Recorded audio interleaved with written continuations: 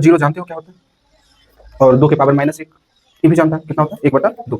किंतु यह बात जानो कि होता कैसे है, सो पता है क्यों होता है। जैसे हम जानते हैं 2 के पावर 0 कितना होता है 1 होता है, तो यहाँ हम लिखते हैं 2 के पावर 0 बराबर में कितना लिखोगे 1 लिखोगे, ठीक है यार। उसके बाद तुम 2 के पावर अगर 1 लिखते हो तो यह कितना हो जाएंगे 2। इसी प्रकार से 2 के पावर 2 लिखोगे कितना होगा 4, और 2 के पावर 3 कितना हो जाएंगे 8 हो जाएंगे, समझ गए।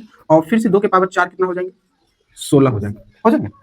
अब इस सीरीज को ध्यान से देखो, तुमने उल्टा की माहे ऊपर की माहे अब देखो, तुमने पावर को 4 से कितना कर दिया 3 कर दिया, यानी एक पावर की कमी किया, है ना। जब तुमने एक पावर को कमी किए हो, यहाँ 16 से 8 हो गया, मतलब इसमें 2 का भाग लगाए हो, ठीक है। फिर पुनः उल्टा समझते यहाँ से यहाँ तक, यहाँ भी तुमने पावर को 1 कम कर दिया ना, तो यहाँ से तुम्हारा रिजल्ट 4 आ गया, मतलब इसमें भी 2 का क्या लग गया भाग लग गया, है ना।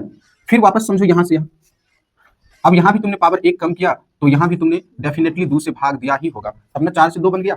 उसी प्रकार से यहाँ समझो, यहाँ भी 2 से भाग दे दिया, तब ने इसका वैल्यू बनाए। तो इस प्रकार से तुमने क्या समझा कि 2 के पावर अगर 0 हो तो उसका वैल्यू क्या होता है 1 होता है ना। इसमें एक स्टेप और चलो पीछे चलते हैं, 2 का पावर कितना 0, अगर इस 0 में एक पावर को घटाएंगे तो यह कितना हो जाएगा 2 के पावर -1, 2 के पावर कितना होगा -1 होगा।